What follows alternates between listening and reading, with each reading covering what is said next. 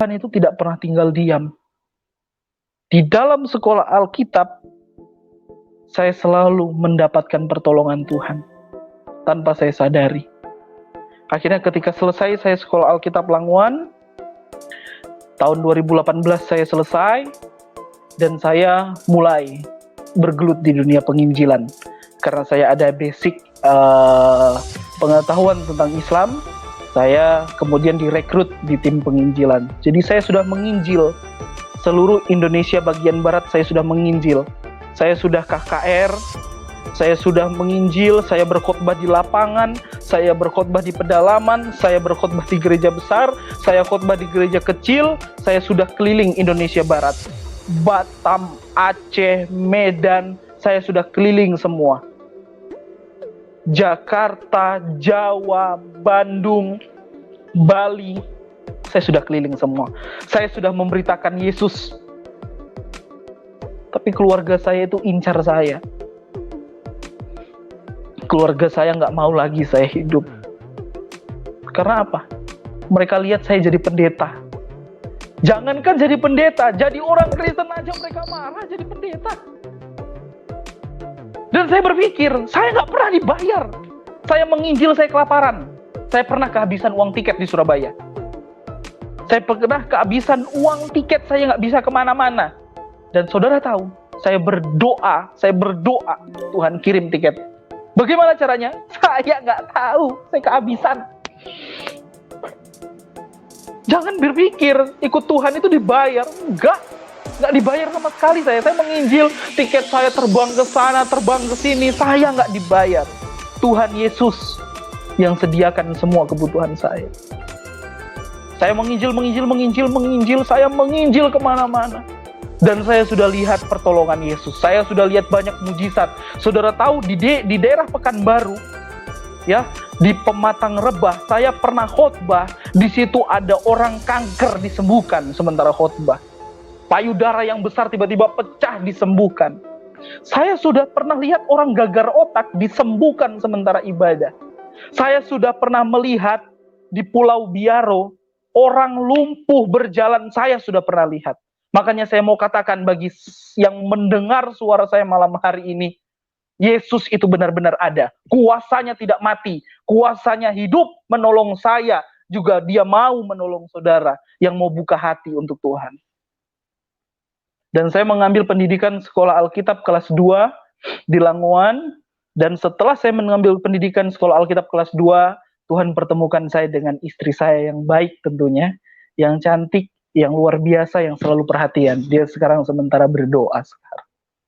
Ketika kami menikah dan kami cari perumahan, ya, kami cari perumahan, saudara tahu pernikahan kami juga mujizat. Saya uang dari mana? Nggak ada yang bayar saya. Saya nggak usaha, nggak tahu-tahu tiap bulan itu harus ada penghasilan, enggak.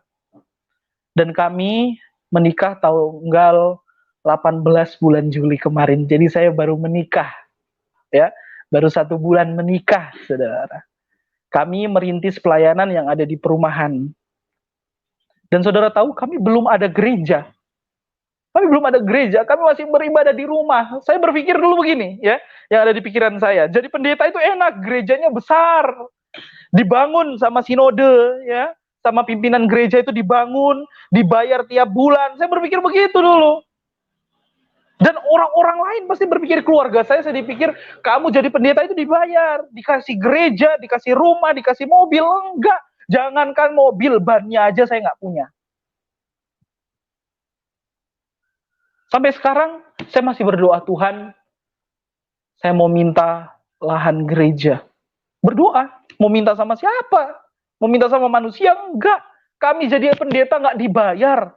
Kami melayani dengan hati. Saudara tahu, belum berapa bulan saya melayani di sini, pernah 1 hari kami kehabisan beras. Kami nggak punya uang. Pernah kami alami itu. Kehabisan, kelaparan. Padahal pengantin baru. Tapi kami udah kehabisan. Karena apa? Kami ikut Tuhan. Kami jadi pendeta, nggak ada yang bayar. Sekali lagi, nggak dibayar. Melayani dengan hati. Kalau saya dibayar, pasti saya udah punya gereja sekarang. Tidak.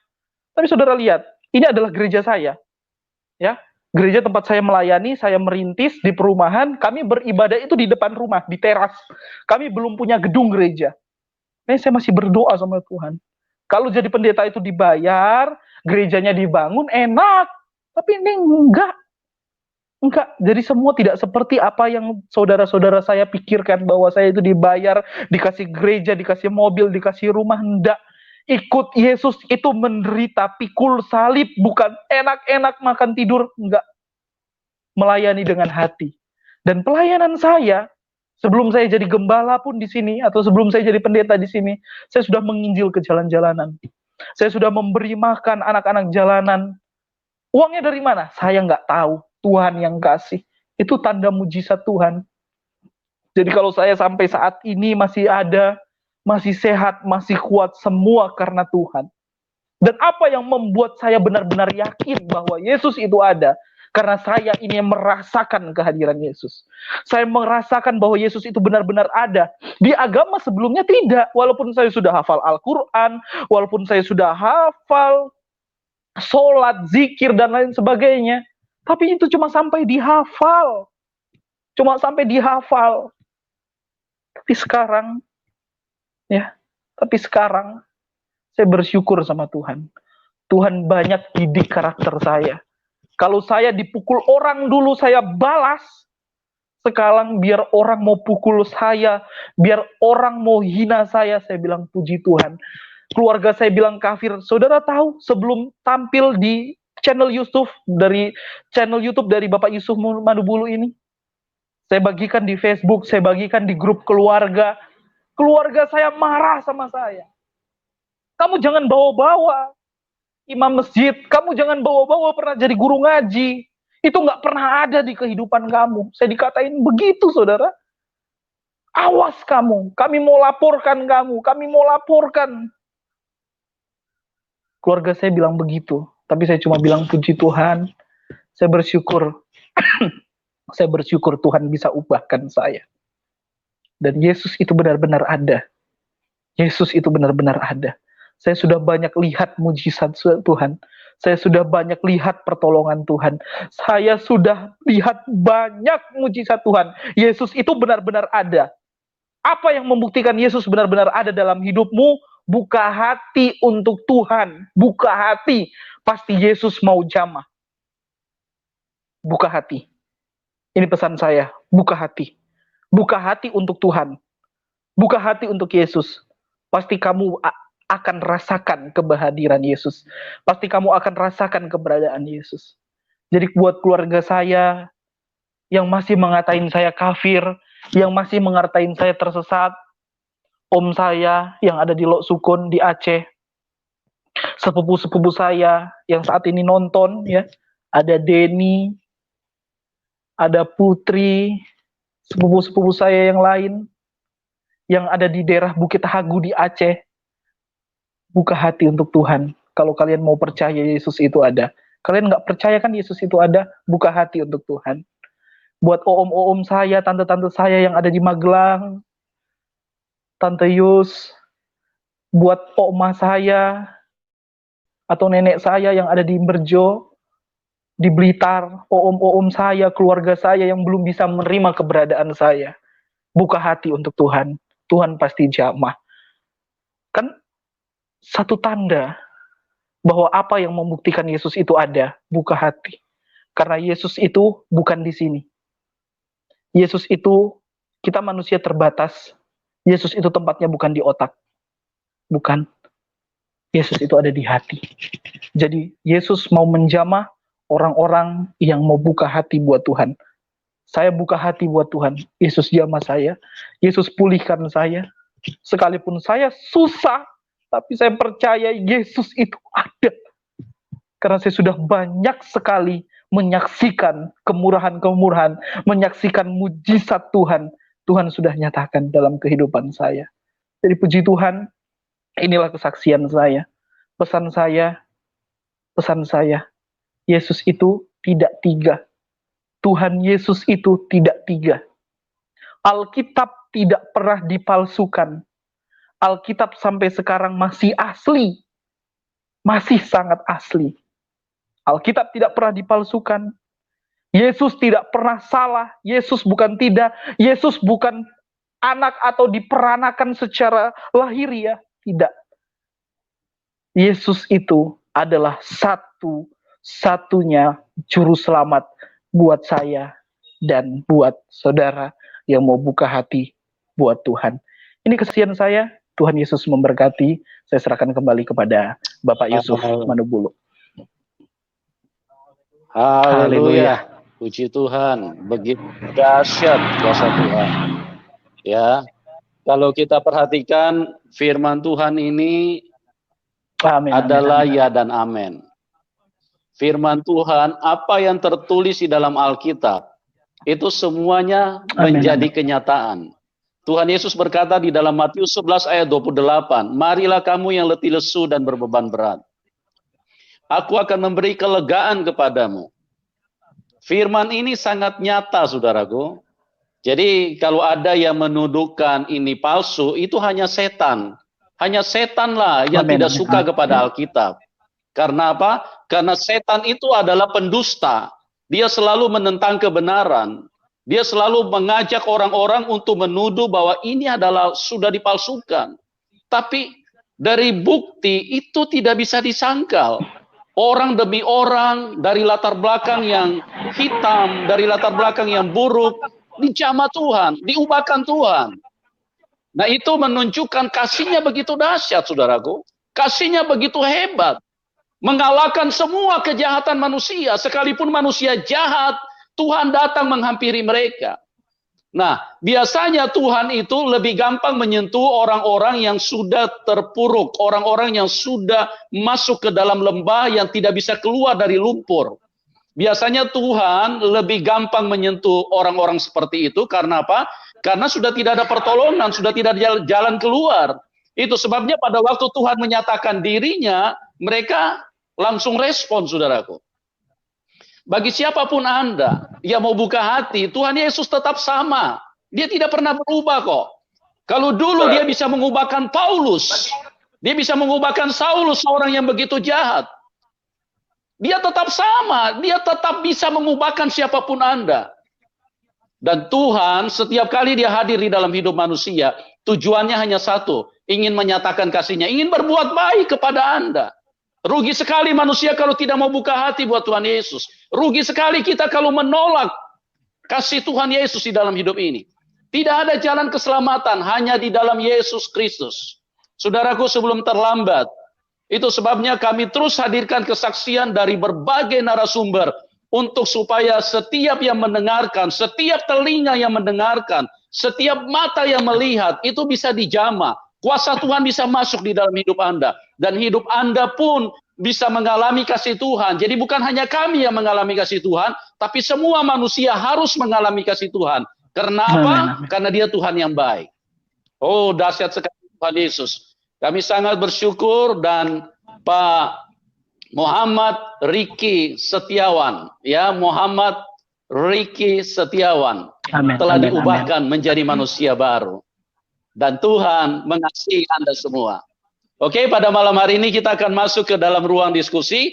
Dan saya perlu pertegas bahwa ini sangat banyak yang akan bergabung dan berdialog. Jadi saya harus sampaikan di awal bahwa saya akan memberikan maksimal 2 pertanyaan. Atau kalau misalnya Anda hanya 1 pertanyaan, itu maksimal juga 5 menit ya. Artinya mau 2 pertanyaan atau 1 pertanyaan, jadi ruang diskusi kita hanya 5 menit ya, supaya yang lain juga yang antri bisa kebagian semua. Oke, kita buka penelpon pertama.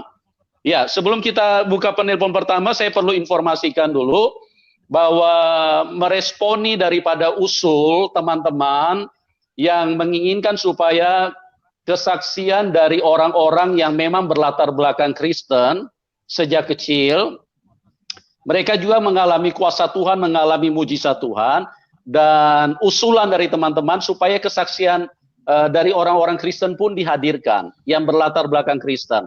Nah, kami meresponi itu dan kami pikir itu juga perlu, dan untuk program kesaksian orang yang memang berlatar belakang Kristen, itu kami hadirkan di hari Minggu malam. Itu di dalam channel We For God Official, ya. Channel We For God Official kami sudah tampilkan di layar. Anda bisa lihat di layar situ, ya, di layar daripada YouTube Yusuf Manubulu. Saya juga menitip pesan untuk tolong di subscribe supaya apa? Supaya nanti pada saat acara itu tampil, nanti ada notifikasi, ada pemberitahuan, ya. Jadi sekali lagi teman-teman, bagi Anda yang merindukan kesaksian daripada orang-orang Kristen yang mengalami mujizat Tuhan yang spektakuler, yang adikodrati, kami hadirkan di hari Minggu malam, ya, jam 8, sama jam 8 malam, ya. Tetapi untuk kesaksian dari orang latar belakang Kristen, untuk sementara ini kami cuma hadirkan 1 minggu 1 kali, ya. Jadi khusus hari Minggu, ya, jangan ketinggalan, don't miss it, ya. Jadi tolong di subscribe supaya ada pemberitahuan, ada notifikasi dari YouTube pada saat acara akan ditayangkan, ya. Hari Minggu malam jam 8. Ya, sekali lagi di channel We For God Official. Linknya kami sudah tulis di layar daripada YouTube, ya. Oke, kita terima penelpon pertama dari Nur Alam. Selamat malam, Mas Nur. Ya, jangan di mute, jangan di mute, jangan di mute. Ya, suaranya diaktifkan, ya. Oh iya, ya. Tombol suaranya Shalom. diaktifkan.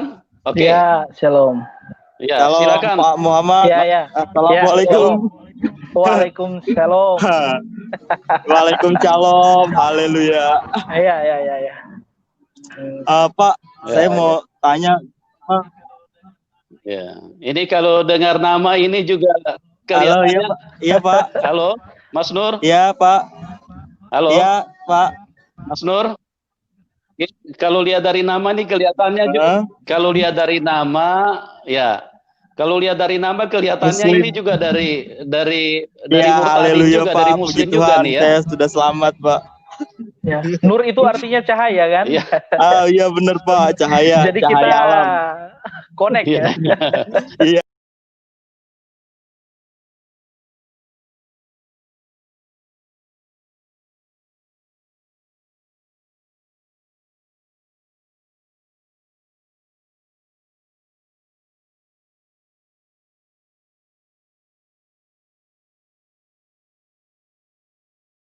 Oke. Amin, amin. Ya, ya. Pak, Oke, saya mau oke.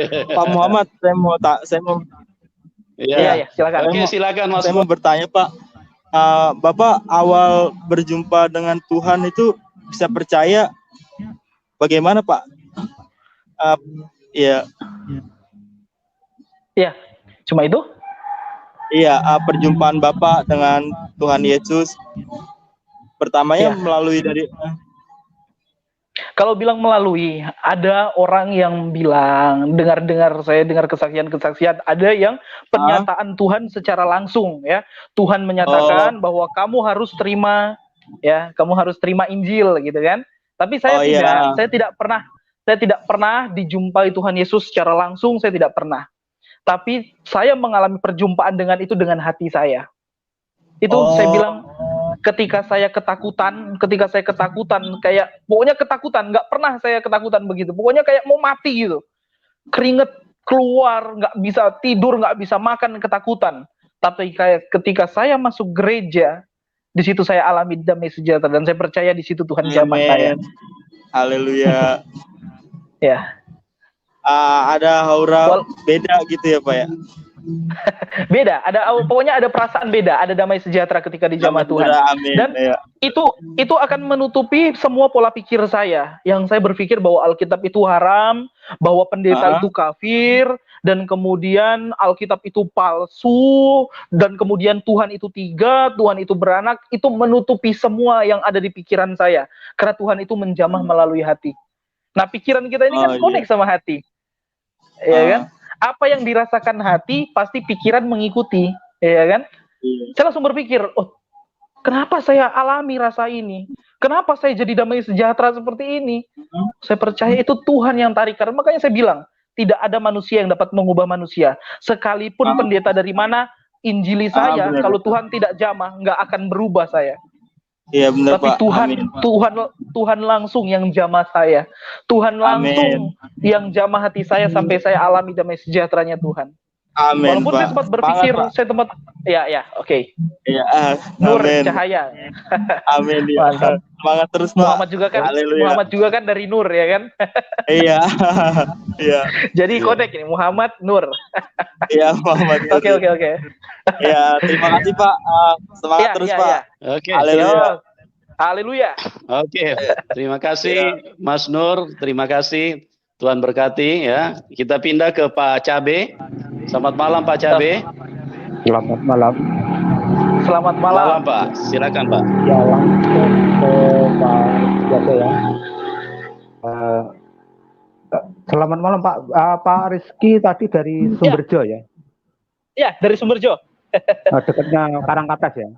Wah, dekat Karangkates itu benar. Di Selorjo masuk lagi ke arah Nyawangan. Oh ya. Oke. Sejak umur 4 tahun tadi Pak Rizky sudah hafal Al-Quran ya. Oh enggak umur 4 tahun, Pak. Berapa? Ketika kelas 4 SD, kelas 3 SD. Intinya kan sudah pernah hafal Al-Quran Iya. beberapa kali khatam Al-Quran ya. Iya. Tolong bisa dibacakan juz ke-29 Pak. Oh, kalau misalkan hafalnya, Pak, itu dulu udah beberapa tahun yang lalu, udah lama sekali, dan saya bilang, saya pernah sempat terikat dengan narkoba, itu membuat saya mulai lupa apa-apa yang saya hafalkan. Tapi untuk beberapa surat-surat pendek itu saya masih hafal. Seperti contohnya Anas, itu saya masih hafal. Misalkan Al-Qadar, terus kemudian Al-Kafirun, itu saya masih hafal. Surat-surat yang pendek gitu lah. Kalau misalkan surat-surat yang panjang, atau maksudnya